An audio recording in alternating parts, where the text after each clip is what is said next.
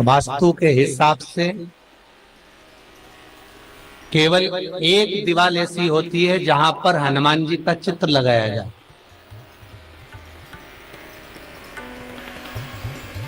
चाहे तुम पर्वत उठाने वाला चित्र लगाओ हनुमान जी का, चाहे बैठे हुए लगाओ, चाहे रामायण पढ़ने वाला लगाओ, चाहे लंका दहन करने वाला लगाओ, चाहे राम नाम जपने वाला लगाओ, चाहे लक्ष्मण को संजीवनी देने वाला लगाओ, चाहे मौन मुद्रा में लगा दो, चाहे स्तुति में लगा दो, चाहे भजन में लगा दो, हनुमान जी का कोई भी चित्र रखा है तो ना पूरब में लगेगा, ना पश्चिम में लगेगा, ना दक्षिण में लगेगा। हनुमान जी का अगर चित्र लगता है तो उत्तर की दीवार में दक्षिण को देखते हुए लगता है। केवल एक ही स्थान।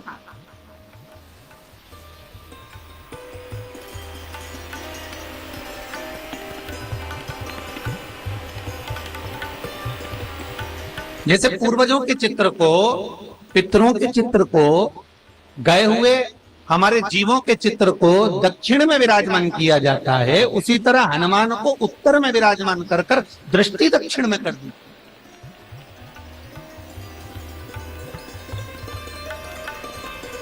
घर में हनुमान जी के जितने फोटो होते हैं उसको केवल दक्षिण दिशा में लगा, उत्तर दिशा में लगा बिठाते थे, और दक्षिण की ओर उनकी दृष्टि होना चाहिए, दक्षिण की ओर उनका मुख होना चाहिए।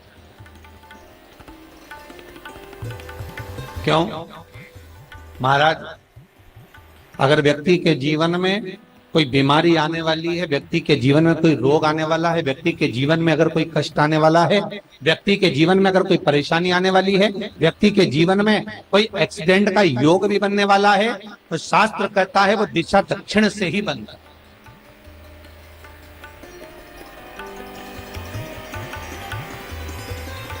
ये दक्षिण जो दिशा है ये यम की दिशा।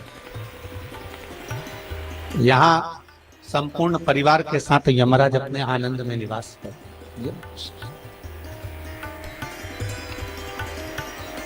और जब हमारे घर में, हम ये नहीं कह रहे कि आप हनुमान जी का फोटो लगाओ, हम ये भी नहीं कह रहे, आपके घर में हो और आपने अगर विराजमान कर कर रखा है किसी दिशा में, तो हमारा तो निवेदन रहेगा, अभी तक आपने अगर जैसा रखा, पर एक बार दिशा बदल कर देखना कि रोग, बीमारी, कष्ट, दुख, तकलीफ में आपको लाभ मिला कि ना। हनुमान जी ने केवल दक्षिण दिशा की ओर अगर मुख कर कर हमने विराजमान कर दिया, फोटो ही विराजित किया। हम ये नहीं कहेंगे आपसे कि आप बाजार से फोटो खरीद के लाओ फिर लगाओ, नहीं, आपके घर में हो तो आप लगा दें, आपके घर में हो तो विराजमान।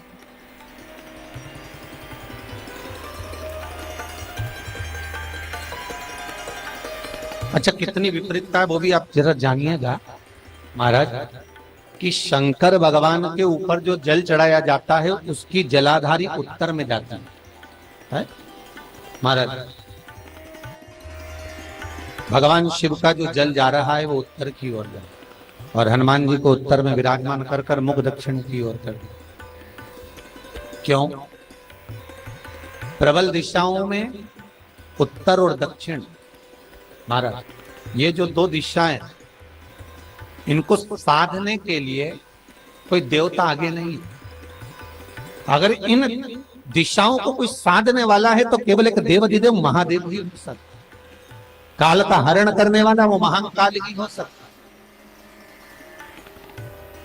शंकर का ही एक अवतार है हनुमान जी महाराज, रुद्र अवतार महाराज। हनुमान जी से कहा तुम दक्षिण की ओर दिशा पर संभालिए, शिव जी कहते हैं मेरा जल जब उत्तर की ओर जाएगा तो इस दिशा को मैं संभाल, चिंता ना करिए।